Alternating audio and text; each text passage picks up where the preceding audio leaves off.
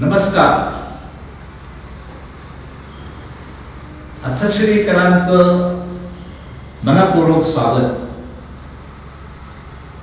आज वर्षाचा पहिला दिवस 1 जानेवारी. सांस्कृतिक कमिटीच्या वतीनं त्याचा कन्व्हेनर असल्यामुळे आणि आमची जी टीम आहे त्या सगळ्या टीमचं सहकार्य होऊन आज मी वेगळा आगळा एक कार्यक्रम तुमच्या समोर ठेवतोय, मांडतोय. सांगायची काही गरज नाही की कोरोनाने आपल्याला हैराण केलं असलं तरी माणूसही तेवढा चिवट आहे. माणसाला पण आलेल्या संकटाचा संघर्ष करण्याची काही ना काहीतरी युक्ती सुचते. तेव्हा आता ठीक आहे, एकत्र येऊन बसायचं नाही, मास्क लावून बसायचं, हे सगळ्या गोष्टी आपण पालन करत असतानाच मग आपलं जे दैनिक जीवन आहे तेही चालायला पाहिजे, हेही आपल्याला बघावं लागतं. एवढंच नव्हे तर आपले जे वर्षाचे जे करमणुकीचे कार्यक्रम असतात, मनोरंजनाचे कार्यक्रम असतात, ते तसेच चालत राहावे या दृष्टीने काहीतरी युक्ती शोधून काढावी लागते. आणि त्या युक्तीचाच एक भाग आहे हा आजचा आमचा कार्यक्रम. ह्याला मी नाव दिलेलं आहे सिनेमा शो. कशाचा शो? Cinema show. तर अथश्रीकर जे आहेत, या अथश्री कलाकार जे आहेत, त्या अथश्री कलाकारांनी जे कार्यक्रम सादर केले स्टेजवर, समोर दर्शक नसताना स्टेजवर सादर केलेले आहे, त्याला कॅमेराने कॅप्चर केलाय. आणि कॅमेराने जे जो कार्यक्रम कॅप्चर केलाय त्याला सिनेमा रूपाने आता आम्ही तुमच्या समोर दाखवतोय. हा एक आम्ही उपाय शोधून काढला जेणेकरून थोड्या ग्रुपमध्ये, समूहामध्ये लोक येऊन बसून, लांब बसून हा कार्यक्रम बघू शकतात. आरोग्यही जपलं जाईल, करमणूकही होईल. असा हा एक प्रयोग बघा, तुम्हाला कसा वाटतोय तो. आता आजचा हा जो कार्यक्रम आहे, पहिल्यांदा तर तुम्हाला तुमचा आज या नवीन वर्षामध्ये मी अथश्रीच्या वतीने, अथश्री हडपसरच्या वतीने, इथल्या मॅनेजमेंटच्या वतीनं, इथल्या कर्मचाऱ्यांच्या वतीनं आणि सांस्कृतिक मंडळाच्या वतीनं, सांस्कृतिक कमिटी जी आहे त्यांच्या वतीनं तुमच्या सगळ्यांचं शुभचिंतन करतो, तुमच्याकरता शुभचिंतन करतो. गेलेलं वर्ष जाऊ द्या, कसं गेलं, बरं वाईट गेलं, फार त्याला दोष देण्यात काही अर्थ नाहीये. जे आपल्या हातात नाही त्याच्याकरता दोष कोणाला का द्यायचा. आलेलं वर्ष मात्र आपल्याला आशावादी असावं, आपल्याला काहीतरी नवीन तऱ्हेने जगता यावा, मार्ग आपल्याला सापडावा आणि प्रत्येकाचं आरोग्य चांगलं राहावं, त्याचे जे आर्थिक व्यवहार आहेत ते चालू राहावे, देशाची प्रगती जशी चालत होती तशी पुढे चालत राहावी आणि कुठल्याही प्रकारचे अडथळे येऊ नये, लोकांना रोजगार मिळत राहावा आणि सामाजिक आणि सांस्कृतिक सौहार्दही बनवून राहावा, टिकून राहावा. या सर्व इच्छा आपण घेऊन एक सार्वजनिक रूपाने आपण हे शुभचिंतन करतोय. आता नवीन वर्षाचं स्वागत करतोय. वर्ष 2021 चं आपण सगळे स्वागत करतोय. आता होणाऱ्या या कार्यक्रमाबद्दल थोडक्यात तुम्हाला सांगावंच वाटतंय. हा कार्यक्रम साधारण कसा आम्ही केलाय, कार्यक्रम करण्याकरता जेव्हा मी आव्हान केलं, लोकांना बोलवलं की यावं समोर, तेव्हा पाहिजे तसा प्रतिसाद आला नाही. कारण निश्चित काय करायचं आहे याची कल्पना कोणालाच नसल्यामुळे लोक जरा सावध राहिले की बघू, वेळ आल्या तर करू पुढे येऊ काहीतरी, पण बघून तर बघू नक्की काय करताय, त्यांची काय कल्पना आहे. म्हणून तेवढ्या हा प्रतिसाद आला नाही. पण आम्हाला अपेक्षा आहे की हा कार्यक्रम झाल्यानंतर अशा प्रकारच्या कार्यक्रमांना भरभरून आपल्या सगळ्यांकडून सहकार्य मिळेल याची आम्हाला खात्री आहे. पण मग आम्ही काय केलं, आता पूर्वी जे काही कार्यक्रम झाले त्या अथश्रीमध्ये, त्या अथश्रीच्या कार्यक्रमाचे ज्या आम्हाला टेप सापडल्या, व्हिडिओ सापडले, त्याचे जे ऑडिओ व्हिडिओ सापडले ते थोडेसे मिळवून आणि आता नवीन प्रत्यक्ष असे सादरीकरणाचा कार्यक्रम करून त्याचं शूटिंग करून, असं काही जुनं काही नवं असा त्याचा एक संमिश्र असा हा एक कार्यक्रम आहे. आणि ते कार्यक्रमामध्ये साधारण 14 आयटम आम्ही तुमच्या समोर मांडणार आहोत. त्याच्यातले काही आत्ता आम्ही या 2-3 दिवसात केलेले आहेत आणि त्याचे शूटिंग केलेलं आहे आणि काही पूर्वीचे आम्हाला सापडले. असं सगळं जोडून ही सिनेमा शो आता आम्ही करतोय. ह्याच्यामध्ये तुम्हाला जसं सांगितलं नवीन पद्धत आहे. तर आता ह्याच्यामध्ये सुरुवात करताना आपल्याला देवाच्या आराधनेने करावे लागते. तर तशी जरी केली नसली तरी आम्ही या शोची सुरुवात गणपतीच्या दर्शनापासून करतोय. ते आम्ही आपण दर्शन घेतलं आणि या कामाला लागलोय. आता पहिल्यांदा जे प्रचलित गाणं आहे, आशावाद निर्माण करणारे जे गाणं आहे ते तुमच्यासमोर येईल. ती प्रार्थना येईल. ती प्रार्थना तुम्ही ऐका आणि त्या प्रार्थनेनंतर एक आशावाद जागवणारं एक गाणं आपल्याच अर्थश्रीकरांच्या मधून एक कलाकारांनी महिलेने म्हटलेलं आहे आणि त्यांनी ती टेप कॅनडावर पाठवली. त्यांना वाटलं आता हे अगदी ह्या समयोचित हे गाणं आहे. कालचा दिवस जाऊ द्या, आजचा नवीन दिवस येऊ द्या. कालची निराशा सोडा, नवीन आशेचे जे आपले किरण आहेत त्यांच्या आधारे नवीन जीवन जगा, असा संदेश देणारं मोठ्या साहिब रुधांनी सारख्या कवीने लिहिलेलं गाणं त्यांनी गायलेलं आहे. आता ही दोन्ही गोष्टी तुम्ही ऐका, त्यानंतर मी परत तुमच्यापर्यंत येतो. नमस्कार.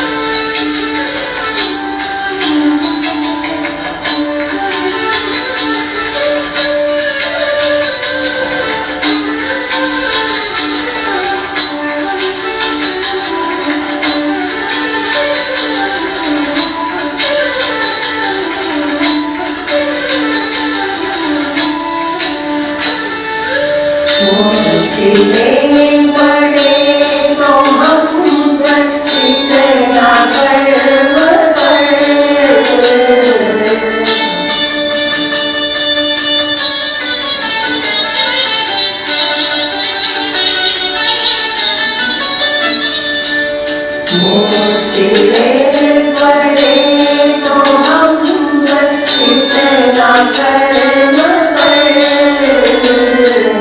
साथ दे तो धर्म का, कहे तो धर्म पर,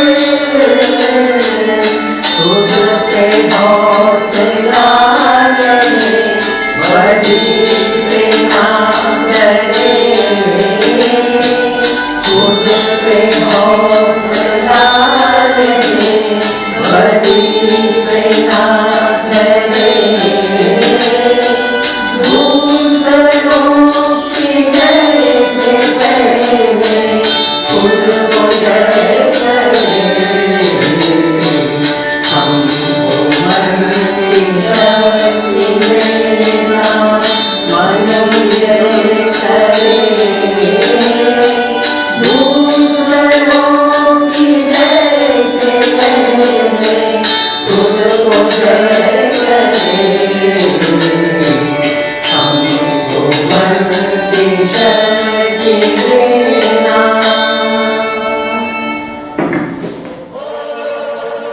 कॅनडातल्या सर्व भारतीयांना प्रजासत्ताक दिनाची हार्दिक शुभेच्छा. छोड़ो कल की बातें,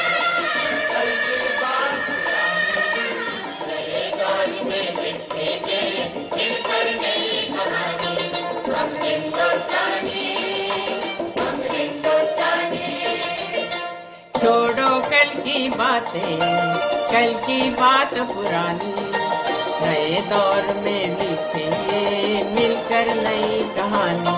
हम हिंदुस्तानी, हम हिंदुस्तानी, हम हिंदुस्तानी, हम हिंदुस्तानी.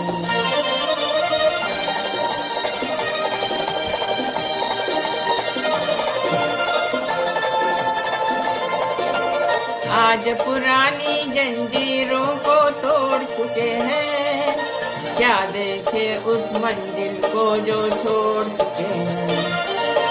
चांद के दर पर जा पहुंचा है आज जमाना, नए जगत से हम भी नाता जोड़ चुके हैं. नया खून है, नई उमंगे, अब है नई जवानी. हम हिंदुस्तानी, छोड़ो कल की बातें, कल की बात पुरानी, नए दौर में लिखेंगे मिलकर नई कहानी. हम हिंदुस्तानी, हम हिंदुस्तानी.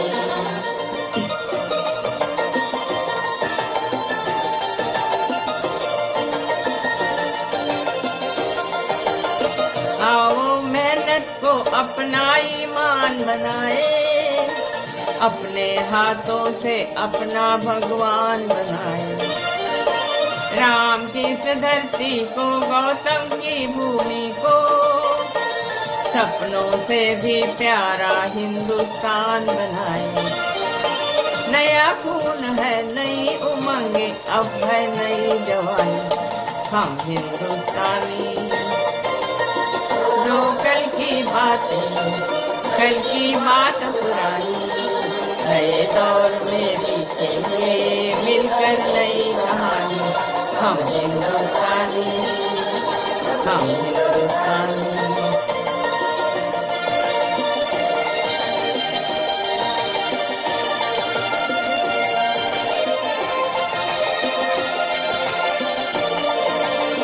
हर जर्रा है मोती, आंख उठा कर देखो, माटी में सोना है, हाथ बढ़ा कर देखो. सोने की ये गंगा है, चांदी की यमुना, चाहो तो पत्थर पे धान उगा कर देखो. नया खून है, नई उमंगे, अब है नई जवानी. हम हिंदुस्तानी, करो कल की बातें, कल की बात पुरानी, नए दौर में लिखेंगे मिलकर नई कहानी. हम हिंदुस्तानी, हम हिंदुस्तानी.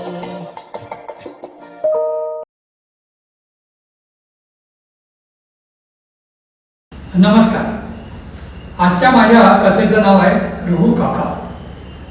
रघु काका हे एक असं व्यक्तिमत्व आहे जे आपल्याला आपल्या आसपास नेहमीच दिसत असतं. एखाद्या कुटुंबाशी एकजीव झालेला एखादा सेवक असतो, पण तरी त्याचंही एक काहीतरी वेगळं आयुष्य घडलेलं असतं. अशाच एका रघु काकाची गोष्ट आहे, बघा कशी वाटते. डॉक्टर साहेबांनी माथेरानला बंगला बांधला तेव्हापासूनच रघु काका देखभालीसाठी बंगल्यावर राहत होते. बघता बघता 40 वर्ष उलटून गेली होती. रघु काकांचं खरं नाव हे नव्हतं. ते बंगल्यावर कामाला राहायला आले त्याच वर्षी राजेश खन्नाचा बावर्ची सिनेमा लागला होता आणि त्यातल्या रघु काकाचं कॅरेक्टर मालतीताईंना फार आवडलं होतं आणि म्हणून त्यांनी रघु काका हे नाव त्यांना दिलं. सिनेमा पाहिल्यानंतर रघु काकाने ते नाव फार आवडलं आणि मग तेच नाव रूढ झालं. इतकं की काकांना आपलं काही पूर्वी दुसरं नाव होतं हे सुद्धा लक्षात नसतं. तो बंगला, त्याची देखभाल, डॉक्टर राहायला आले की त्यांची सेवा, स्वयंपाक पाणी, जेवणाची सोय यातच रघु काका विलय पावलेले होते. त्यांना स्वतंत्र असं काही अस्तित्व उरलंही नव्हतं. नाही म्हणायला मधली 3 वर्ष जरा वेगळी उगवली होती रघुच्या आयुष्यात. त्याला जगन्नाथ माळ्याची मुलगी आवडली होती. 30-32 वर्षाचा रघु जेमतेम 20 वर्षाच्या मीनाच्या प्रेमातच पडला. माळी कानडी होता. त्याच्याकडं 6 बंगल्यांचं काम होतं, शिवाय घोडाही होता. शनिवार रविवार तो पठारावर प्रवाशांना घोड्यावरून फिरवायचा. त्याला अनेक भाषा आवडत होत्या. त्याची मुलगी मीना 12वीची परीक्षा देऊन सुट्टीसाठी म्हणून बाबांकडे राहायला आली होती. उजळ रंगाची हसऱ्या चेहऱ्याची मीना कोणालाही आवडेल अशीच होती. कानडी मीनाला मराठी का हिंदीचा बंधही नव्हता, पण म्हणतात ना, प्रेमाला भाषा लागतच नाही. त्यांचं प्रेम एक दुजे केले सारखं सतत फुलत गेलं. डॉक्टरांची बायको मालती नेहमीप्रमाणे महिन्याची बेगणी करून द्यायला माथेरानला आली होती आणि तेव्हा रघुच्या मनातले हे रेशमबंध तिच्या लक्षात आले. तिला गोरी मीना आवडली. मालती केरळी होती. तिला गोऱ्या रंगाची खूपच अपूर्वही होती. डॉक्टर सुद्धा लख गोरे होते. त्या महिन्यात मालती मीनाला बरोबर घेऊनच बाजार निघली. मीनाचा स्वभाव तिला आवडला. खरेदी करताना व्यवहारीपणा तिने हेरला. रघुला मीना छान शोभेल असं तिला वाटलं. तिनं माळ्याशी बोलून त्याची संमती मिळवली आणि रघुचं लग्न लावून दिलं. लग्नानंतरची 2 वर्ष म्हणजे रघुसाठी स्वर्गीयच. म्हणतात ना, प्रेम म्हणजे प्रेम असतं, तुमचं आमचं सेम असतं. बाकीचं जग मात्र नेहमीप्रमाणे सुरू होतं. डॉक्टर जाऊन येऊन माथेरानला असायचे. मालती न चुकता महिन्याच्या अखेरीला येऊन बाजार करून जायची. रघुला हात खर्चाचे पैसे आणि पगार देऊन जायची. मीनाची विचारपूस करायची. नवरा त्रास देत नाही ना असं मीनाला विचारलं की ती झक्कापैकी लाजायची. मीनाचं गाव धारवाडचं जवळ होतं. तिला माथेरानची हिरवाई आणि डोंगरदऱ्या बघून गावची आठवण यायची, पण ती माथेरानवरही खुश होती. इथला बाजार, मोठ्या शाळा वगैरे तिच्या नजरेत अपूर्वच होतं. रघुची आवड जपण्यात तिथे दिवस छान जात होते. एक दिवस तिच्या लक्षात आलं की ती आई बनणार होती. डॉक्टरांनी तिला तपासून खात्री करून घेतली. तिच्या संसारात 4ही दिशांनी आनंद पसरला होता. रघुही खुश होता. पण आपल्या आयुष्यातले सुखासमाधानाचे ते शेवटचं वर्ष होतं हे त्याला तरी कुठे ठाऊक होतं. नियतीचा काय हिशोब असतात ते नियतीला असतात. मैना राघूच्या सुखाच्या संसाराला कोणाची तरी दृष्टी लागली. 7व्या महिन्याची मीना एकदा संध्याकाळच्या वेळी देवळातून घरी परत येत असताना पिंपराच्या पाराजवळ थांबलेली एक म्हातारी तिला आडी आली. मोठा मळवट भरलेला, कमरेवर टोपली, त्या देवीचा टाक, हळद कुंकू आणि बुक्का भरलेला. म्हातारीनं बचकभर कुंकू उचललं आणि मीनाच्या कपाळावर लावायला ती पुढे झाली. बेसावत असलेली मीना दचकली, जाम घाबरली. तिनं म्हातारीचा हात झटकारून गेला. हातातलं कुंकू जमिनीवर सांडलं. हा अपशकून बघून मीना घाबरली. म्हातारी तर जाम चिडली. मीनाला शिवाशात द्यायला लागली. मीनाला काय करावं सुचेना. ती घाबरून पळून जायला लागली. पुढे जे घडलं ते बाईच्या शापामुळे घडलं, मीनाच्या दैवामुळे घडलं, की कोणाच्या करणीमुळे घडलं ते कधी समजलं नाही. पण जे घडलं ते अतिशय भयंकर होतं. मीनाच्या साडीतच तिचा पाय गुरफटला आणि ती तोंडावर पडली. एक जीवघेणी कळ तिच्या ओटीपोटातून उठली. तिला जागचं हलताही येईना. जमिनीवर रक्त पसरायला लागलं. आजूबाजूच्या लोकांनी कुठून तरी एक खाट मिळवली आणि तिला त्यावर झोपून ते मिशन हॉस्पिटलला घेऊन गेले. पण तोपर्यंत खूपच उशीर झाला होता. रक्तस्राव मीनाच्या नाजूक कुडीला झेपला नाही. 7 महिन्याची गरोदर मीना आपल्या बाळासकट हे जग सोडून गेली. रघुला निरोप मिळेपर्यंत सगळं संपलेलं होतं.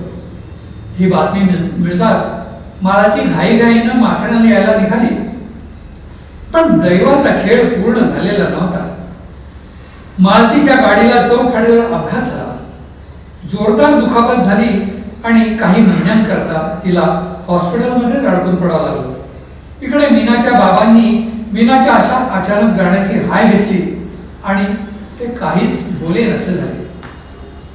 संकटांच्या गराड्यात रघु एकटा पडला. त्याला खायची शुद्ध सुद्धा उरली नाही. मीना गेल्यानंतर 13व्या दिवशी तो एकटाच ज्या पिंपळाखाली मीनाला अपघात झाला होता त्या जागेवर गेला. तिथली मीनाच्या रक्तानं भरलेली माती त्याने हातात घेतली आणि त्याला रडू कोसळलं. तो बेभान होऊन रडत होता. अचानक त्याला आपल्या केसातून कोणाची तरी बोटं फिरतायत असा भास झाला. तो दचकला. खरंच त्याला कोणतरी अंधारत होतं. त्याची समजूत काढत होतं. त्याच्या डोळ्यातली आसवड टिपत होती. आधी तर तो घाबरलाच, पण त्याला तो भास होत असलेल्या स्पर्शातलं मार्दव जाणवलं. तो स्पर्श त्याच्या ओळखीचा होता. मीनाचा होता. प्रभूच्या अंगावर काटा आला. तो सावरून बसला. थोड्या वेळानं तिथली माती मुठीत घेऊन तो घरी आला. ती माती त्याने बांगल्याच्या आंब्याच्या मुळात टाकली. दर अमावस्येला तो आंब्याच्या मुळात दिवा लावायला लागला. तेव्हापासून त्याला बंगल्यात फिरताना सतत मीनाचा भास आजूबाजूला जाणायला लागला. त्या दिवसानंतर त्याला कधीच एकटं वाटलं नाही. डॉक्टरांना आणि मालकीलाही माथेरानला आल्यानंतर कधी कधी कुजबूज ऐकायला यायची, कोणाची तरी साहूल लागायची. पण त्यांना प्रत्यक्षात काहीच कधी दिसलं नाही. पण एक नक्की, त्यानंतर कधीच कोणत्याही डॉक्टरांच्या बंगल्याच्या आवारात एकही कुत्रा कोणाला फिरताना दिसला नाही. नमस्कार.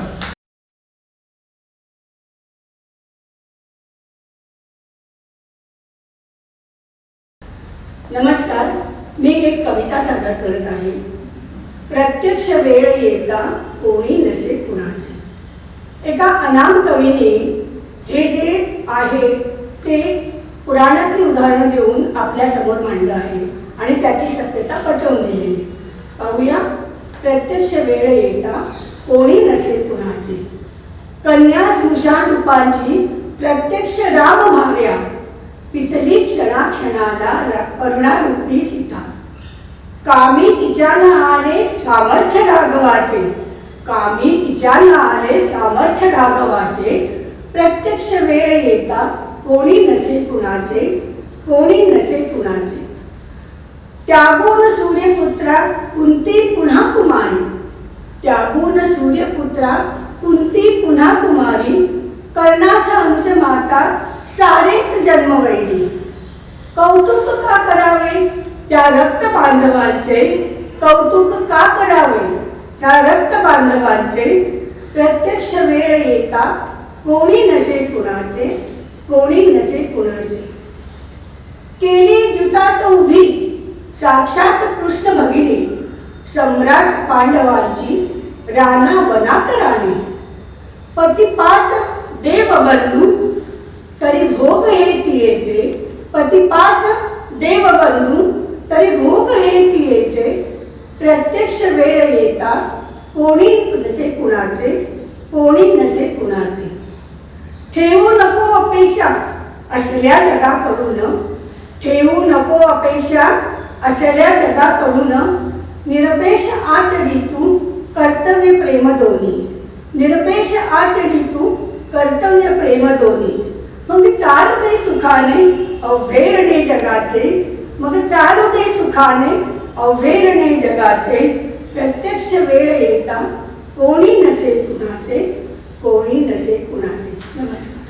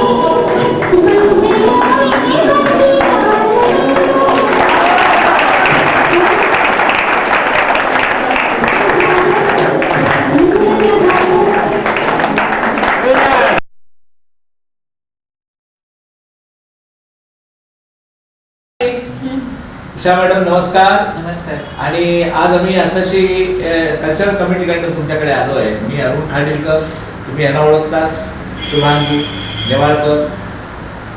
विशेषतः म्हणजे आपण ह्या नवीन वर्षाच्या सुरुवातीला तुमच्याकडे आलो आहे.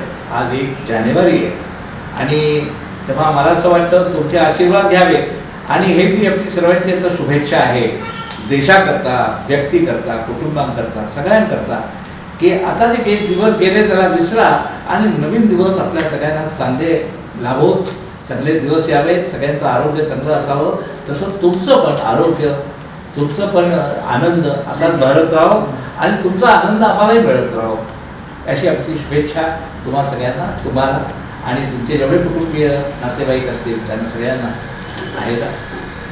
तुम्हाला काय विचारायचं ते विचारा. उषाताई, आज तुम्ही 90च्या 92 वर्षाच्या आहात, म्हणजे 90च्या घरात आहात. तुम्हाला आठवतं का 80व्या वर्षी देखील तुम्ही असाच कार्यक्रम केला होता. हा एक आता सुंदर योग आहे की 80व्या वर्षी आणि 90व्या वर्षी तुम्ही त्याच जोमानं योगासनं चालू ठेवली आहेत आणि हा कार्यक्रम आपल्या इथे होतोय. आणि 80व्या वर्षाच्या तुम्ही आणि आत्ताच्या तुम्ही यात काहीच फरक दिसत नाहीये. आता या अनुषंगाने मला असं विचारायचं आहे की हे तुम्ही पहिली सुरुवात कुठल्या साली झाली तुमची? माझी सुरुवात झाली 70 साली, थोडी 1970. 1970 साली. बरं. ते काय झालं, काका सहस्रदेव एक ग्रस्त होते. अच्छा. त्यांनी सन्मित्रात इच्छा प्रदर्शित केली, अच्छा. कोणी योगाचं शिकणार असेल तर मी शिकवणार आहे. त्या याला माझे मिस्टर श्री दाता आणि ठाण्यामध्ये एक व्यवहारी म्हणून आहे श्रीकृष्ण व्यवहारी, ते दोघं जण त्या क्लासला जात होते. 72 सालपर्यंत हे नियमाने जात होते, पण त्यांना इमर्जन्सी ऑपरेशन झालं, यांच्यात खंड पडला. त्यामुळे माझ्या घरी पण ते व्यवहारी आहे तसं, ते सहस्रते पण घरी आहे तसं, ते बघून बघून मी करायला शिकले. ते करतायत मग मी करायला. आणि अजून सातत्याने चालू आहे. मी मात्र चालू. सध्या तुम्ही नियमित किती कुठली आसनं करता नियमितपणे सध्या? आता जे दाखवणार आहे कसं, भुजंगासन, पश्चिमोत्तानासन आणि पाठीमागे नमस्कार आणि वज्रासन. ठीक आहे. आणि कधी बाकीची मी करू शकते, पण थोडं आता वय वयापेक्षा म्हणजे साडी नेसून मला सांभाळ करायला जरा त्रास होतो. आता एक पोझिशन बदलायची म्हणजे मला त्रास होतो. आता पोरी कशी असे लागेल हो. अजून मी वर पाय करून दोन्ही पाय धरू शकते, खाली पण पाय धरू हो का? शकते, ते करू शकते. हो, मी ते करते घरी. हा. पण काय तर पातळ तर हो. नडतं. ते त्यामुळं- मी अमेरिकेत मुलाकडे गेले होते. हा. त्या सुनेचे ते लॉंग जॉन घालून मी केलेले आहेत. तिने फोटो केलेले बरं. आहेत. तिला म्हटलं मला फोटो पाठव, पण म्हटलं फोटो पाठवून काय करणार आहे. प्रत्यक्ष तुम्ही आलात.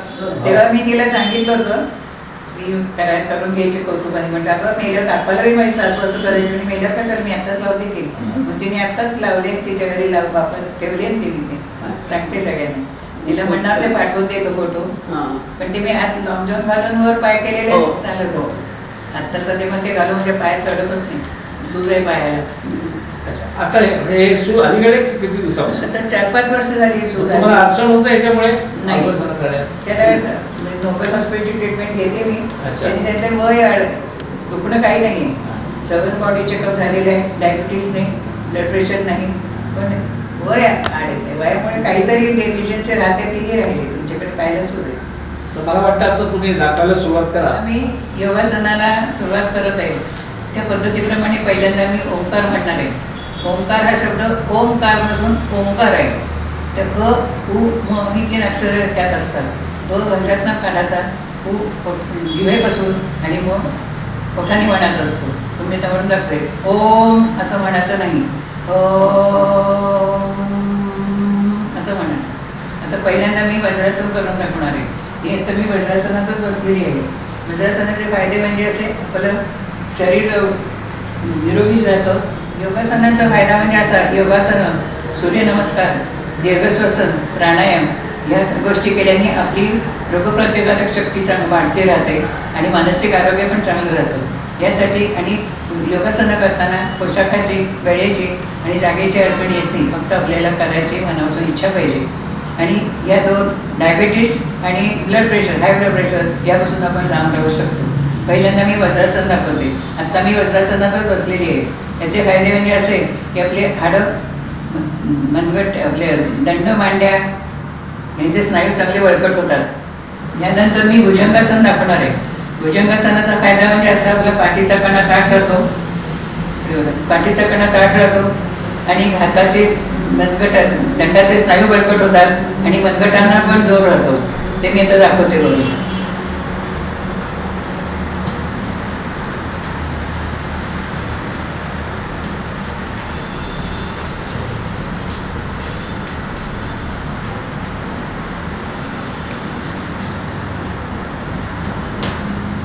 आता मी पश्चिमोत्तानासन दाखवत आहे. त्याच्यामुळे काय होतं, आपलं शरीर लवचिक राहतं, मांड्या पण बळकट होतात, हाताचे पण छान बळकट होतात. मी दाखवते आता.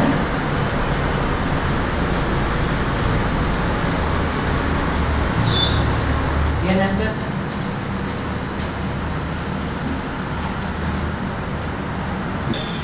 याचा फायदा म्हणजे असा की आपण खांदे, मान, गळा, छाती यांना सगळ्यांना बळकटी येते. सर्वे भवन्तु सुखिनः, सर्वे सन्तु निरामयाः, सर्वे भद्राणि पश्यन्तु मा कश्चित् दुःखभाग् भवेत्. ओम शांती शांती शांती. हरि ओम. श्री गुरुदेव नमः. हरि ओम. तुम्ही ही 4 आसनं मला करून दाखवली. मला ते माहिती की ह्याच्यापेक्षा जास्त तुम्ही करता, पण आम्ही असा विचार केला की आम्हाला तुमची आसनं बघायची म्हणून मुद्दामून तुम्हाला त्रास देऊ नये. तुम्ही जे रोज करता, सहज करता, तेच तुमचं बघावं त्या दृष्टीने मी आलो होतो. आणि आज तुम्हाला आमच्या ह्या कार्यक्रमात सर्वात समावेश करून घ्यायचा तुमचा हा आमचा मुख्य उद्देश होता. मुख्य म्हणजे तुम्ही आम्हाला वेळ दिला तुमचा, त्याकरता आम्ही दोघे तुमचे आभारी आहोत. आणि त्याच्याकरता आमच्या कल्चरल कमिटीतर्फे धन्यवाद. मी पण आता बोलणार होते बोला ना, बोला. की कल्चरल कमिटीला मी विनंती केली की मी तुम्हाला नाच, गाणं, कथा असं सांगणार नाही, हा. पण योगासनं करून दाखवू का? हा. तर तुम्ही हो म्हटलात की मला संधी दिली म्हणून मी तुमचे आभार मानतो. धन्यवाद. धन्यवाद. नवीन वर्षाच्या परत परत शुभेच्छा. शुभेच्छा. धन्यवाद.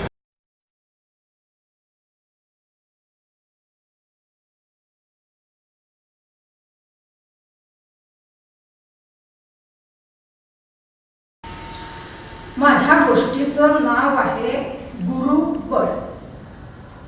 गुरु आज जो सकाळी उठला तो इतका मजेत आणि एकदम आनंदात होता. काय बरं झालं होतं आज एकदम गुरुला? काल मनू येऊन गेली होती महाबळकरांची. त्याचा तर हा परिणाम नसेल असं. अरे वा, आज शिळ काय, आंघोळीला गेल्यानंतर एखादी लकेर गाण्याची काय. छे, गेल्या 7 वर्षात असा आवाजाचा आवाज नव्हता कधी. आणि आता एकदम तो खुशीत होता. माई नाना पाहतच राहत. अरे म्हणजे त्याचे आई बाबा आश्चर्यचकित होऊन गुरुकडे पाहत राहिले. आज आहे तरी काय असं झालं.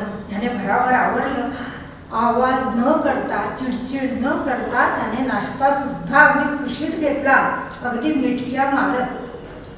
आणि आई असं चुकून म्हणून, नाही माई मी येतो ग असं म्हणून घरातून बाहेर पडला. आई बाबा माई नानांची झालेली नेत्रपल्लवी सुद्धा नकळत त्याने निहाळली होती.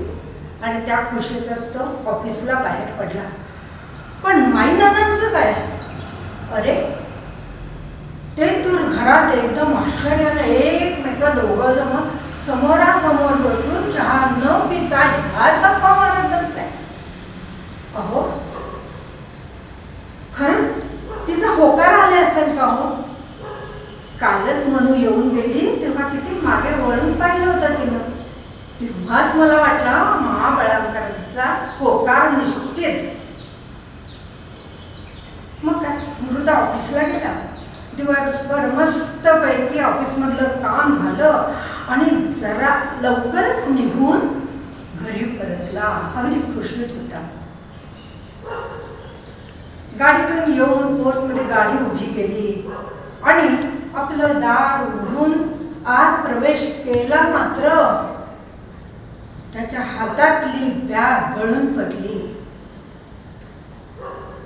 माई आणि नाना दोघं जण डोक्याला हात लावून बसलेले होते.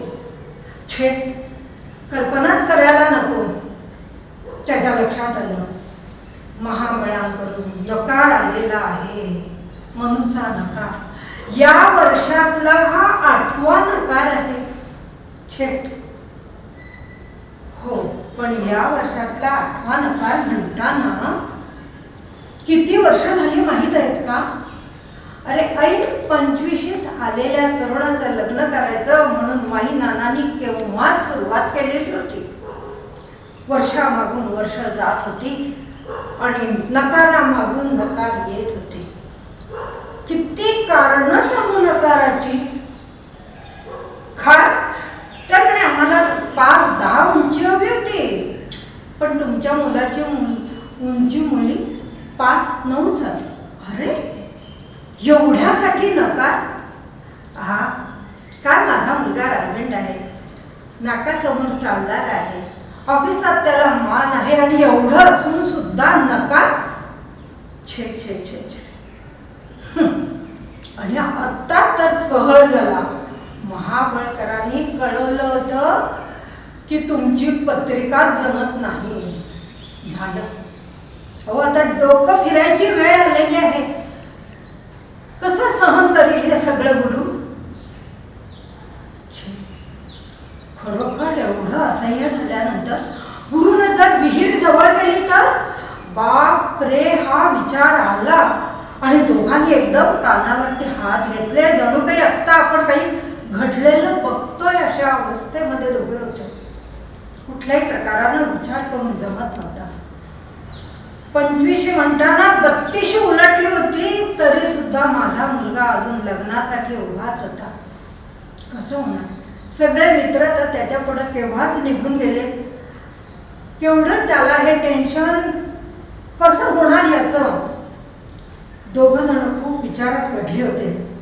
काय करावं काय? अरे चहा तर जाऊ दे, अन्न खाणं पाणी काही सुचत नव्हतं. अरे काय काय कमी केलंय का?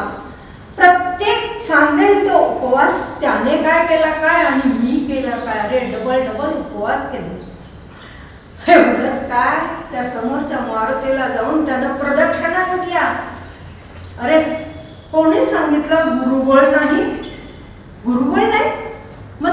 गुरुवार कर, गुरुचरित्राची पोथी वाच, अनेक प्रकार करून झाले, पण कशाला यश नव्हतं. अरे मुलात काही न्यून आहे, कमी आहे, तर खरंच आम्ही समजू शकलो असतो. 2 मुलींची लग्न इतकी झटकन झाली, म्हणून तर आम्ही ठरवलं की याचंही लग्न वेळेवर करूया, की आपण जरा तरुणपणी सगळी कामं करून मोकळे होऊ. नाही, पण का हो, मला तर एक वेगळीच शंका येते.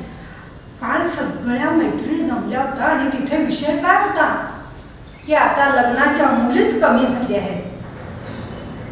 खरंच असेल का हो असं? अहो पण मुली कमी झाल्या म्हणजे काय? अबॉर्शन. अहो थांबा, आपण एका 2 मुलींच्या वर अजूनही मुलगीच म्हणून त्याच मार्गाने गेलो होतो.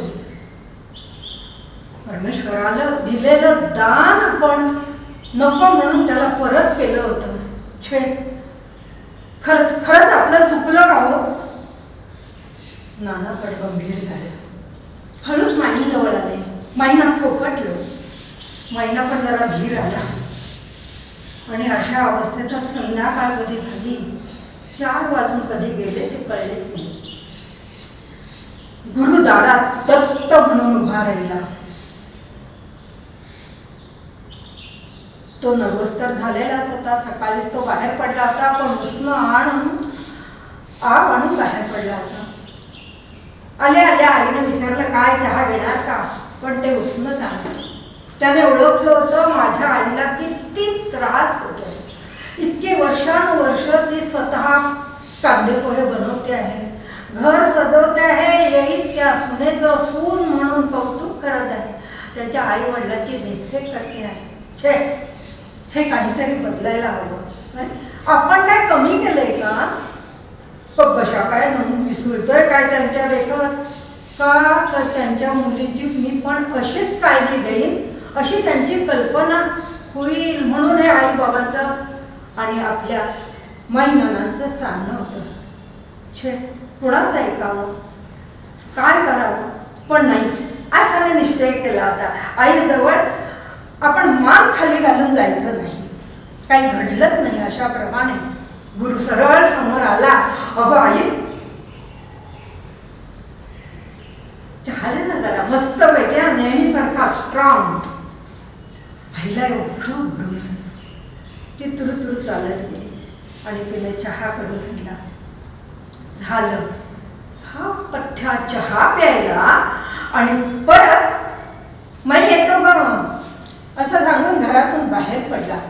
आणि आज माझी संध्याकाळी वाट पाहू नकोस, आज मी जेवणार पण बाहेरच आहे आणि आरामात उशिरा घरी परतणार. छे, सगळंच विचित्र होईल. ही कल्पनाच केलेली नव्हती. आज आता गुरु आपल्या आतल्या खोलीत जाईल आणि परत डोक्याला हात लावून बसेल. पण आज असं काय घडतंय? हे सकाळपासून सगळं काहीतरी वेगळं घडतंय. कसं करावं बरं आता? नाना म्हणाले, हे बघ, तो आनंदी आहे ना, म्हणजे आपलं नाही आनंदीच असलं पाहिजे. तू सगळं सोडून दे बरं, चल झोपड्यावर आणि मस्तपैकी गाणी गुणगुण बरं. इकडे गुरु बाहेर पडला आणि तो कुठे गेला माहितीये? अरे विहीर जवळ करायला नाही गेला, तो त्याच्या मित्राच्या अड्ड्यावर गेला. कोण मित्र हे? एक अकुलकर, दुसरा जावेद. हेच का मित्र त्याचे 2? अरे मित्र खूप होते, पण हे 2 मित्र म्हणजे वेगळेच होते, कारण का ते त्याच्यासारखे होते. लग्न झालं नव्हतं आणि अशा ह्याच्यामध्ये ते त्याच्या कोणत्याही गोष्टीला सपोर्ट करत होते. त्यांना पाहिल्याबरोबर जसं गुरुला आनंद झाला, तर गुरुला पाहता क्षणी त्यांनाही आनंदच झाला. भेटले, अरे काय आज खुशीत दिसतोस? म्हणाले, खुशीत नाही, ही खुशी मी निव्वळ आणलेली आहे. तेव्हा आता हे जे गुरुबळ वगैरे जे काय आहे ना, ते आता माझ्या अंगात संचारलेलं आहे आणि आपण तो प्रयोग करायला चाललो आहोत. दोन्ही मित्रांना घेऊन त्यांच्याशी खलबतं करून संध्याकाळच्या ऐन 6 वाजायच्या सुमारास तो एका फोनच्या बूथवर गेला. तिथून नॉनस्टॉप फोन, एक झाला, दोनदा, दुसरा आला, तिसऱ्यांदा, चौथ्यांदा, पाचव्यांदा. अरे नॉनस्टॉप फोनच फोन. कोणाला बरं? त्या मनूला बरं हे फोन. एकदा ती उचलायचीच नाही, एकदा ऑफिसच्या दुसऱ्या डिपार्टमेंट मधून आहे म्हणून सांगायची, तिसऱ्यांदा आणखीन काही. अहो मला नाही वेळ तुमच्याशी बोलायला म्हणून एकदा तिनं तिरसटपणानं उत्तर दिलं. पण गुरुनं तेही पचवलं आणि पुन्हा फोन केला. असं करता करता संध्याकाळ होऊन गेली आणि साधारण 7-7:30च्या सुमाराला बाईसाहेबांनी फोन घेतला. हा काय तो क्षण, केवढा त्या गुरुला आनंद झाला होता. आणि असं म्हणून त्यानं आपलं सांगायला सुरुवात केली. मधु हे ग काय म्हणू, तुझा नकार बघितला आणि मला खरोखरच म्हणजे तुझंच वाईट वाटलं. का ग तू ठीक आहेस ना? हो म्हणाले, मी मजेत आहे. मग म्हणाले, भेट ना आता मला जरा तरी, आपण बोलूया तरी, नकार कर नका. ती म्हणाली, नाही रे बाबा, मला एवढा सुद्धा बोलायला वेळ नाही, खरंच ऑफिसात काम आहे, महिना अखेर आहे, तू बघतोच आहेस. ते काही नाही म्हणाला, तू भेट ना मला. हे परत सांगितल्यानंतर ती म्हणाली, खरं सांगतो तुला, मी आज सकाळपासून अन्नाचा घास घेऊ शकले नाही. अरे एवढी मी कामात आहे आणि याच्या पुढं मी बाहेर पडणार, बँकेत जाणार, बँकेतले पैसे काढीन ATM मधून, तेव्हा घरी जाईल. अरे माझ्याकडे आत्ता पर्समध्ये पैसे सुद्धा नाही. गुरुला उत्तर सगळं मिळालं होतं. थँक्स वगैरे काही न म्हणताना गुरुनं फोन खाली ठेवला. आणि एवढं झाल्यानंतर मित्रांकडे आला. चला मला झालं, आपलं काम झालं. कुठे भेटते ती? छे रे, आपणच जाऊन भेटायचंय तिला. खरोखरच ऑफिसच्या खालती 10 वाजेपर्यंत ते एका पाषाणासारखे उभे राहिलेले 3 जण आणि एक छोटीशी मूर्ती लांबून येताना, जिना उतरताना त्याला दिसली. त्याने खून केली. ताबडतोब तो जाऊन आणखी पाठीमागं लपला आणि मनू चालायला लागली. तिला बँकेत जायचं होतं. हेही लपून लपून तिच्या पाठोपाठ चालले होते. म्हणून बँकेत प्रवेश केला. बँकेतून नोटा काढल्या.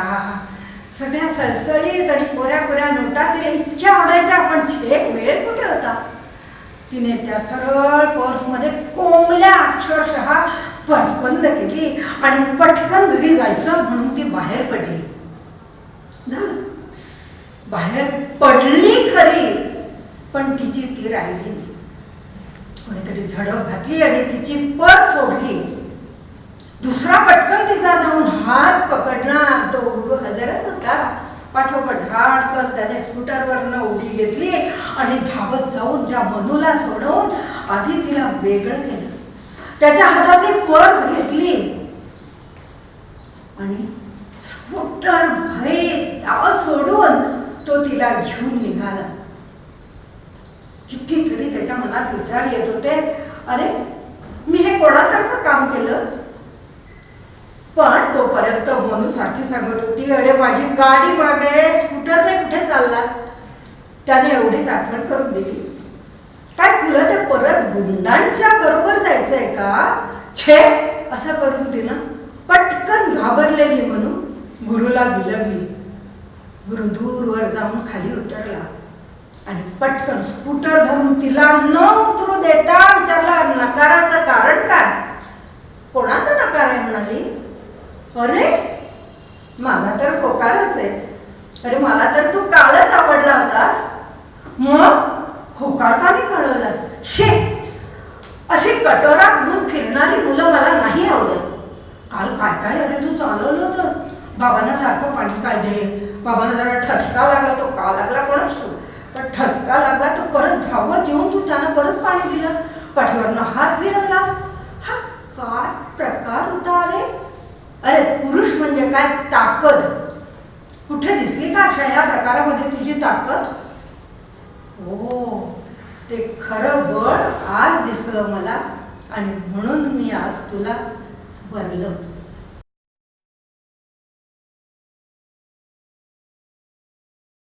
नमस्कार. आज जानेवारी 2021 नववर्षाची सुरुवात.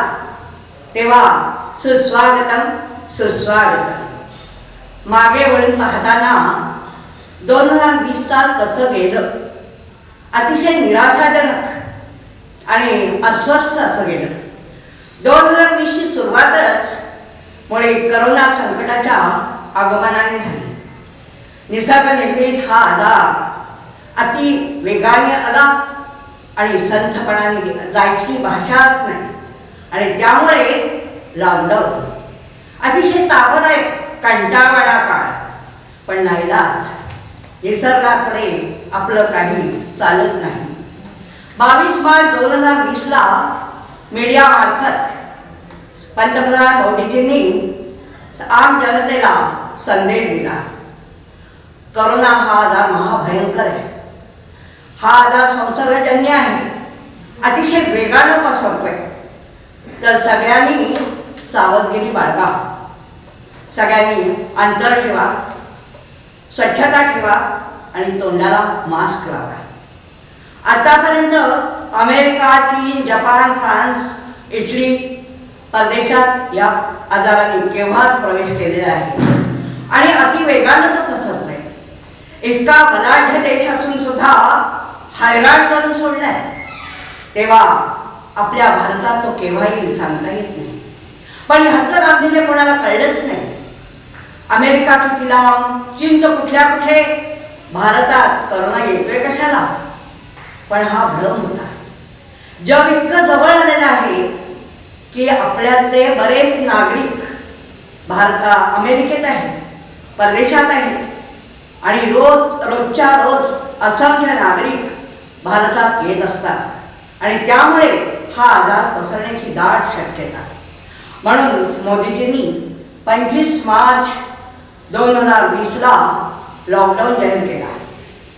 चोर पावलांनी करोना कधी आत प्रवेशला कळलंच नाही. दिवसेदिवस रुग्ण वाढत चालले. त्यामुळे लॉकडाऊन जारी करण्यात आला. प्लेन बंद, गाड्या बंद, बसेस बंद, सगळा व्यवहार ठप्प करून टाकला.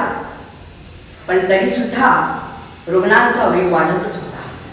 दिवसेदिवस रुग्ण वाढायला लागले, मृतांची संख्याही वाढायला लागली. दवाखान्याला सूचना दिल्या गेल्या 10,000 कॉटची सोय करा. विचार करण्याच्या पलीकडे. एका दवाखान्याची कपॅसिटी केवढी असू शकते, कल्पनेच्या पलीकडे.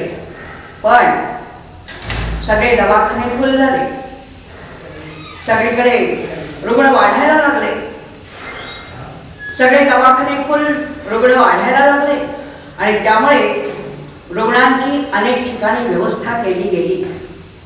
काही कार्यालय, शाळा आणि रेल्वेचे डबे अशा ठिकाणी सोय केली गेली. या काळात जनजीवन पूर्ण विस्कळीत झालं. रोजगार लोकांचा तर खूपच हाल झाले. काम गेलं, घर नाही, दार नाही, खाणं नाही, पिणं नाही. त्यामुळे मजुरांचे पावलं आपल्या घराकडे वळले. कमरेवर पोर, डोक्यावर संसार, तळपतं ऊन आणि पायात जणू टायरचे पाय केल्यासारखे हे अखंड चालत होते. रस्ता संपेपर्यंत, गाव दिसेपर्यंत त्यांचं चालणं थांबतच नव्हतं. मजूर वर्गाला पुष्कळ ठिकाणून मदत मिळाली, पण काही मजूर यांच्यात अंतर होतं. देणारा आणि मजूर यांच्यात बरंच कनेक्शनच नव्हतं. त्यामुळे अनेक मजूर रस्त्याने चालताना दिसत होते. अगदी अस्वस्थ करून सोडणारं हे प्रकरण होतं. 2020ला पावसाने कल्लोळ केला. अक्कलस्थानी पाऊस, सगळीकडे महापूर, सगळी गावाच्या गावात नाहीशी झाली. पाण्यातून गाई, गुरं, म्हशी जात होती. माणसं गटाळ्या खात होते. संसार वाहून जात होता. कमरेवड्या पाण्यातून ही वाचलेली मंडळी किनाऱ्याला लागली. वर आकाश, खाली जमीन आणि वाचलेला जीव, या पलीकडे काहीच नव्हतं. यांनाही मदत मिळाली, पण 4 दिवसाची. 5व्या दिवशी माणसाला भूक लागत नाही. डोंगरावर शिर घातली तर खाली ऐकू येते का? अगदी तसंच हा ओंकार शेवटपर्यंत पोचलाच नाही. 4 काड्या आणून चूल पेटली.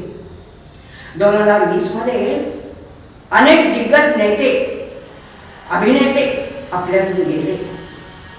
त्यांनी अनेकांचं अनेक वर्ष मनोरंजन केलं. अनेक पुढारी गेले ज्यांनी योगदान आपल्या देशाला दिलं. त्यांना आपण फार वेळ देऊ शकलो नाही. जन्मल्यानंतर आपण जल्लोष करतो, आनंदोत्सव साजरा करतो आणि गेल्यानंतर सुद्धा त्यांचा आदराने निरोप घेतो, त्यांना श्रद्धांजली वाहतो. पण करोना काळात हे बेवारशी मरण, कोणी कोणाचं नसल्यासारखं मरण, फार वेदना होतात. पण नाईलाज 2020च्या काळात काही चांगल्या घटनाही घडल्या. अनेक वर्ष गाजलेलं अयोध्या प्रकरण पुरं झालं. आज त्या भूमिपूजन झालं. वाराणसी आणि अयोध्या ही दोन्ही गावं निव्वळ देवदर्शनाची म्हणून प्रसिद्ध, पण आज ते एक भव्य दिव्य गाव झालं आणि त्यामुळे पुढल्या वर्षी पर्यटकांची लाईन लागणार आहे. अटल टशन मोदीजींनी अटलजींचं स्वप्न पुरं केलं. केवढा मोठा बोगदा पाहून तृप्त झाला. केवाडिया जंगल सफारी त्या ठिकाणी उद्घाटन झालं. केवढं तरी भव्य दिव्य असं ते झालं. पाण्यातून विमान उड्डाण केलं. अद्भुत चमत्कार, कधीच न पाहिलेला. आज अशा तऱ्हेने अनेक चांगल्या गोष्टी घडत गेल्या. 1857 साल बंड आणि पानिपत युद्ध फक्त वाचनात आणि लिखाणात. ह्या पलीकडचंही दृश्य आज पाहायला मिळालं. चीनचं सैन्य आपल्या हाती घुसलं आणि त्यांना आपल्या जवानांनी हुसकावलं. त्यावेळेला काही जवान शहीद झाले, त्यांचं जीवन विस्कळीत झालं. पण नाईलाज याखेरीज हळहळ वाटणाऱ्या काही घटना सतत पाहायला मिळत होत्या. एक तर सुशांत केस. आज त्याचा आत्मा केव्हाच परलोकात विलीन झाला, पण मृत्यू मात्र इथेच घोटाळत राहिला. हाथरस केस, दिशा केस आणि संतांची व्याख्या काय आहे? अहो, संत म्हणजे निरीच्छ, कशाचा लोभ नाही, माया नाही, कशाचा हव्यास नाही, अशा त्या निरीच्छ माणसाला मारलं गेलं. खूप मन अस्वस्थ दुःखी होतं. ह्या काळात शैक्षणिक काळ कम्प्लीट कोलॅप्स.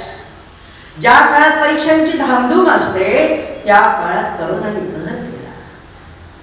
परीक्षा झाल्याच नाहीत, पण रिझल्ट मात्र 100%. ना आढळ मुलांची चैन झाली आणि हुशार मुलांवर अन्याय झाला. अशा अनेक गोष्टी घडतच होत्या. करोडोंनी देशाचं आपल्या आज नुकसान झालं. 4 पाहुणे घरात आले तर पुढल्या महिन्याला आपल्याला ॲडजस्ट करावं लागतं आणि हा एवढा मोठा पसारा कसा काय आवरणार? हे सगळं झालं तरी 20,000 आलं आणि गेलं, पेंडिंगवर तसंच ठेवून गेलं. काही असो, सूर्य उगवायचा थांबला नाही. नवीन 2021 साल उजाडलं. तेव्हा आल्या दिवसाचं स्वागत करून आपण पुढे जाऊया. Go ahead and ahead and ahead. तेव्हा सगळ्यांनी आनंदाने राहा, समाधानी राहा, मजेत राहा. सर्वे सुखिनः सन्तु, सर्वे सन्तु निरामयाः.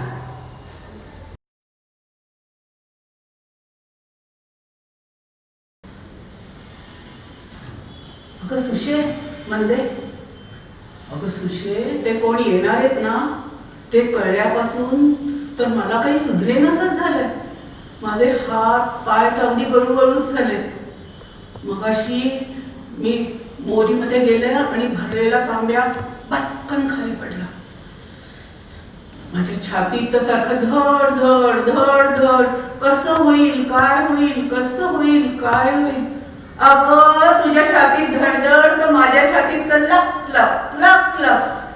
अगं हिच्या छातीत धडधड, तुझ्या छातीत लक लक, तर माझ्या छातीत तर साम साम साम साम. गप्प बसा गं. रात्र थोडी आणि संगपात. चला भरभर उरकून कामाला लागा. आणि मामी तेवढ्या कपड्यांच्या घड्या घाला आणि बरं का गं बाळांनो, आपल्या आपल्या पोट्ट्यांना ना भारी बाई वाईट सवय येतो. कोणी पाहुणे रावणे आले की आपले पोट्टे काय करतात, येतात आयांच्या कमरेला लटकतात, पाहुण्यांकडे बघतात आणि म्हणतात भूक भूक. म्हणजे पाहुण्यांना असं वाटावं की पोट्ट्यांना काही खायला घालतात की नाही. तेव्हा तुम्ही असं करा, सगळ्या पोट्ट्यांना एकत्र करा आणि सगळ्यांच्या नरड्यात 4-4 घास कोंबा. नाही खाल्लं मेल्यानी तर आडवं पाडा 4-4 घास कोंबा त्यांच्या. म्हणजे पाहुण्यांच्या समोर इज्जत घेणार नाहीत.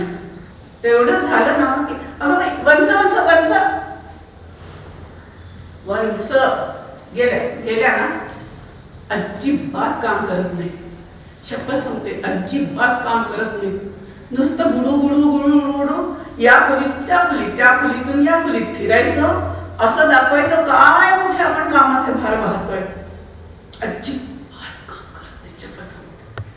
पण आपल्याला बोलता येत नाही बाई, आपल्याला बोलता येत नाही. तोंड धरून तोंड दाबून मुक्यांचा मार चालू आहे या घरात. शपथ सांगते फार कंटाळे बाई या घराला. दररोज देवाला परमेश्वराला प्रार्थना करते, आता उचल रे बाबा. पण तोही कुठे गेलाय रजा टाकून काय माहिती. काम करत नाही. बरं काही बोलायला जावं तर नाकावर माशी बसून देत नाहीत. तुला तर माहितीये कसा आहे स्वभाव. काही बोललं की फुस, काही बोललं की फुस, काही बोललं की फुस. अरे काय काय अख्ख्या जगामध्ये ही एकच नणंद आहे का? आणि नणंद झाली म्हणून काय डोक्यावर मिरे वाटायचे का? वारे वा, असं कसं? एवढं मोठं घर, एवढं मोठं बारदान म्हटल्यावर प्रत्येकीने नको का थोडं थोडं काम करायला? आम्ही तरी किती मरायचं. प्रत्येकीने थोडं थोडं काम करायला नको एवढं मोठं घर म्हटल्यावर. परवाच्या दिवशीची गोष्ट सांगते तुला. मी आणि हे बसलो होतो पारावर 4 गप्पा मारत. आपलं हक्काचा माणूस म्हणून मी यांना म्हटलं, का हो तुम्ही वंसांना का सांगत नाही? सख्खी बहीण झाली, वंस झाली म्हणून काय डोक्यावर धोंडा मारायचा का मिरे वाटायचे? तुम्ही सांगत का नाही त्यांना? कुठे एखादं भांड औषध दिसलं धुवून ठेवावं, एखादा बोळा दिसला उचलून ठेवावा, एखादा लुडं दिसलं घडी घालून ठेवावी. इतकं बोलल्यावर काय म्हणाले मला? आपला हक्काचा माणूस म्हणून मी सांगायला गेले तर मला म्हणाले गप बोलू नको, गप बोलू नको, गप बोलू नको. असे काही भडा मला बोलले. आपला हक्काचा माणूस म्हणून मी यांना सांगायला गेले तर आपलं ध्यान गेलं. असं माझं नशीबच फुटकं. म्हणतात ना जिथे हात घालायला लावा तिथे भूकंप पडायला लागले. तरी मी माझ्या वडिलांना सांगितलं होतं बरं, मला या घरात देऊ नका, मला या घरात देऊ नका. पण त्यांनी आणि मामानी पाठीवरून हात फिरवू सांगितलं. मोठं घर हे असलं मोठं घर, बडा घर आणि पोकळ वासा. अजिबात काम करत नाही. बरं कामाच जाऊ दे ग, कामाच नाही काही वाटत.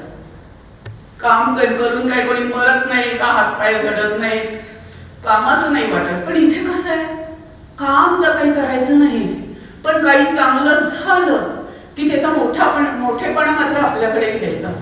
कोण सहन करेल का हे? बरोबर कामं आम्ही करायची आणि मोठेपणा हिनी घ्यायचा. असं कसं? परवाच्या दिवशीची गोष्ट तुला सांगते. परवाच्या दिवशी सत्यनारायण झाला घरात. सत्यनारायण. अगं सत्यनारायण झाला का नाही? वय तरी म्हणा नाही तर नाही तरी म्हणा. नुसतं झेंडू फुटल्यागत माझ्या तोंडाकडे काय बघता? तर घरात सत्यनारायण झाला.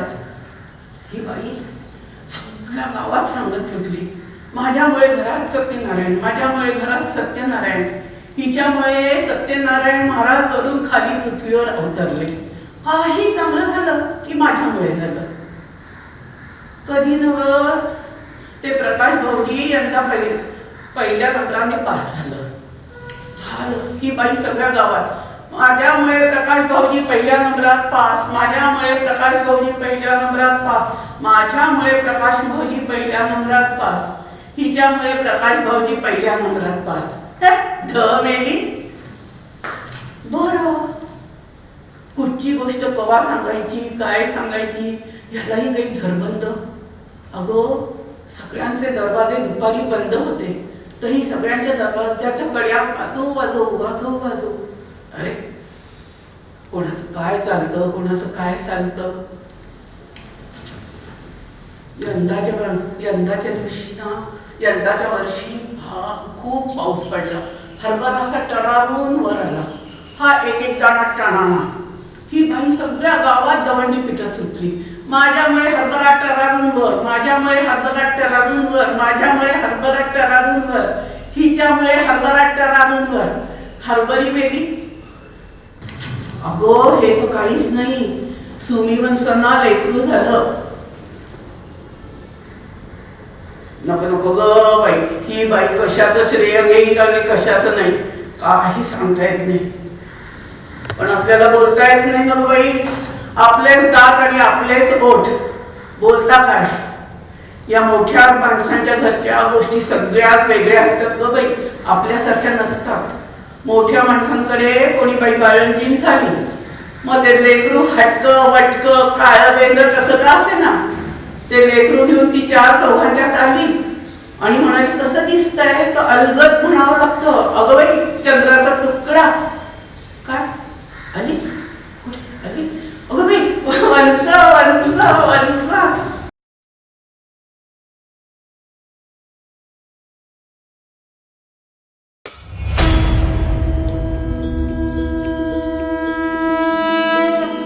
रघुकुल रीत सदा चली आई, प्राण जाए पर वचन न जाए.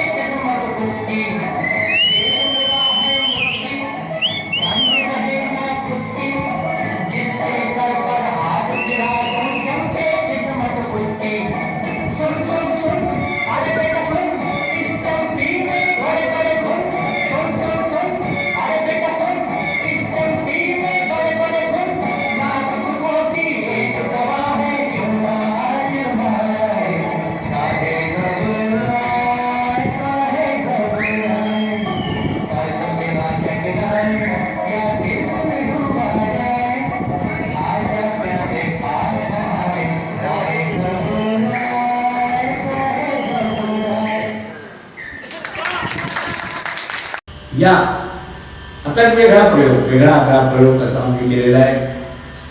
अरुण खाडीलकर यांनी स्वतः एक फिल्मी टाईपचं गाणं तेव्हा त्याला म्हणतात कथ्थक डान्स त्याच्यावर करता येते. जनरली अशी गाणी तुम्ही सिनेमामध्ये बरेच ऐकली असाल, त्याच पद्धतीचं हे गाणं आहे. ते त्यांनी स्वतः अरुण खाडीलकरांनी लिहिलं आहे, म्हणजे मी ते गाणं लिहिलेलं आहे आणि त्याच्यावरती आमच्याकडच्या ज्योती खंडेलवालने नृत्य केलं आहे चांगल्यापैकी.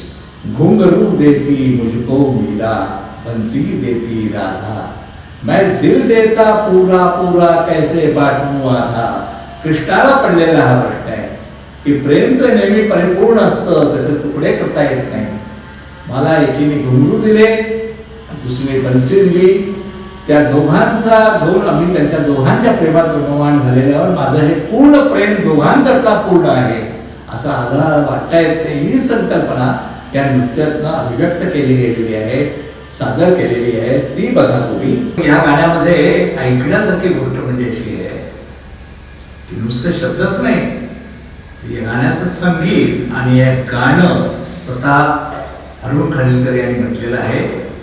तेव्हा संगीत, गाणं आणि शब्द, लिरिक्स हे तिन्ही केले आणि हे अशा तऱ्हेने केल्यानंतर ज्योती खंडेलवालनी चांगला न्याय दिलाय.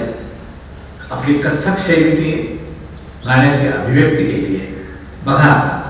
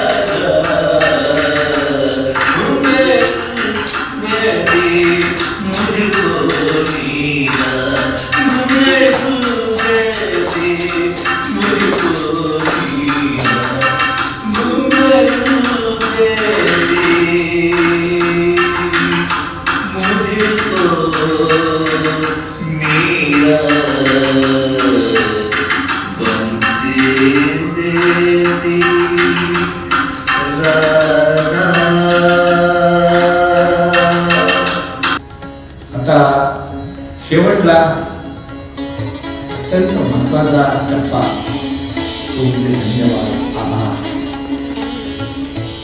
हा जो काही आता आपण कार्यक्रम आहे नवीन पद्धतीने आपल्या समोर पेश करतोय, आपण सगळे मिळून सगळ्यांचंच इथे सहकार्य लाभलेलं आहे.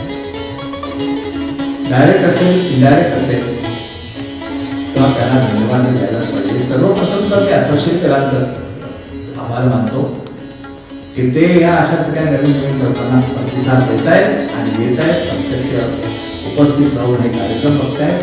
तेव्हा सर्व असोसिएटरांचं सर्वप्रथम त्यांचे धन्यवाद. त्यानंतर हा कार्यक्रम निर्माण करणाऱ्या म्हणजे त्यांचे ज्यांचा सहभाग आहे, थोडक्यात असोसिएट मॅनेजमेंट, त्यानंतर इथला स्टाफ, सांस्कृतिक कमिटीचे सर्व मेंबर्स, तसे इथे ज्या ज्या कलाकारांनी याच्यात भाग घेतलाय, आत्ता जे सादरीकरण केलं गेलं आत्ता या शूटिंग करता त्याच्यात ज्यांनी भाग घेतलाय आणि त्यांनी जुन्या ज्या क्लिप्स मिळाल्या त्या क्लिप्समध्ये जे आयटम इथे आम्ही पेश केलेले आहेत त्या आयटममध्ये ज्यांनी भाग घेतलाय अशा सर्व दर्शकी कलाकारांचं तेही आभार मानायलाच पाहिजे. नाही तर हे आजचं हे आपले प्रकल्प हा जो सिनेमा शोचा प्रकल्प हा पूर्ण झाला नसता. सगळ्यांची वेगवेगळी नावं मी ह्याकरता घेत नाही कारण आम्ही सगळ्यांची नामावळी, सगळ्यांचे कास्ट जे आहे ते आम्ही या सिनेमाच्या कुठल्या तरी टप्प्याला सगळ्यांसमोर ते घेणार आहे. ते तुम्ही वाचाल. ज्यांनी आम्हाला जुन्या क्लिप्स उपलब्ध करून दिल्या वेगवेगळ्या मार्गाने सोर्सनी, त्या सगळ्यांचे आभार. आणि सर्वात शेवटी प्रेक्षकांनी भूमिका पुढे घेतली तर ती कॅमेरा आणि कॅमेऱ्याच्या मागे कोण आहे, फोटोग्राफर, कॅमेरामॅन. आणि ते जर मॅनेजमेंट सगळं कोणी सांभाळलाय तर ते म्हणजे गंधर्व फोटो स्टुडिओने केलेलं आहे. आणि गंधर्व फोटो स्टुडिओचे प्रशांत जे आहेत त्यांनी इथे येऊन प्रत्यक्ष हजर होऊन हे सगळं शूटिंगचं काम केलं आहे. त्यामुळे या सर्व मंडळींचे किंवा काही लोक कदाचित ज्यांचा मला आता विसर पडला असेल त्यांचेही मी हे करतो. कोणीही यामध्ये राग लावून नये. मी सगळ्यांचे आभार मानतो. मी म्हणजे सांस्कृतिक कमिटीच्या वतीने मी हा चित्र वापरतोय.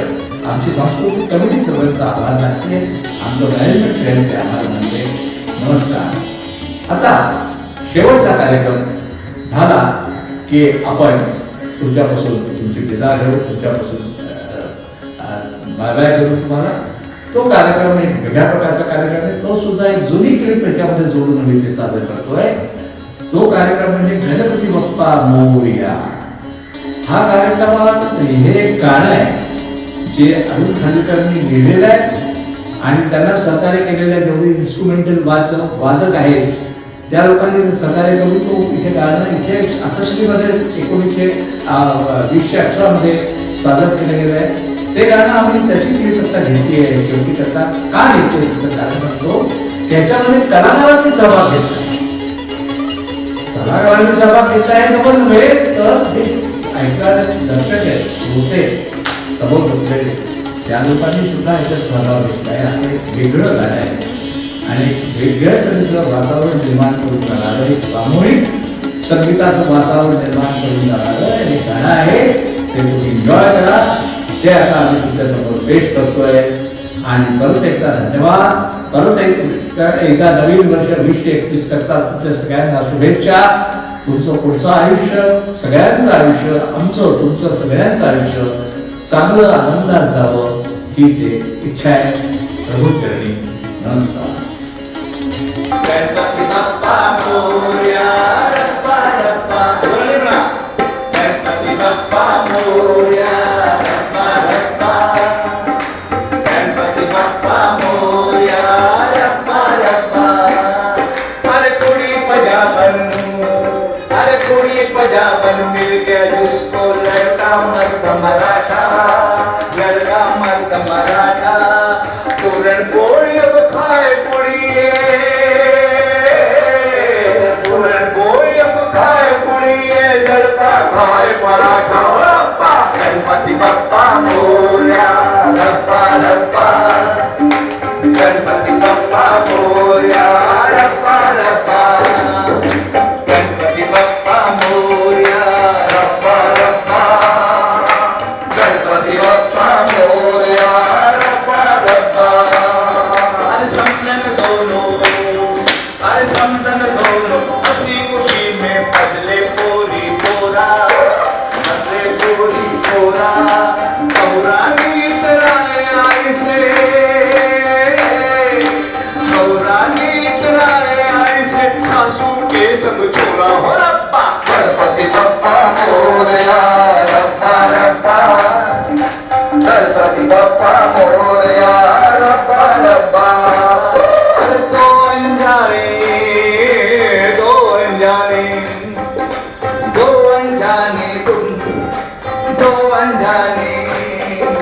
दो अनजाने भेंट विदेशी दिल से दिल की सगाई दिल से दिल की सगाई. हल्दी देसी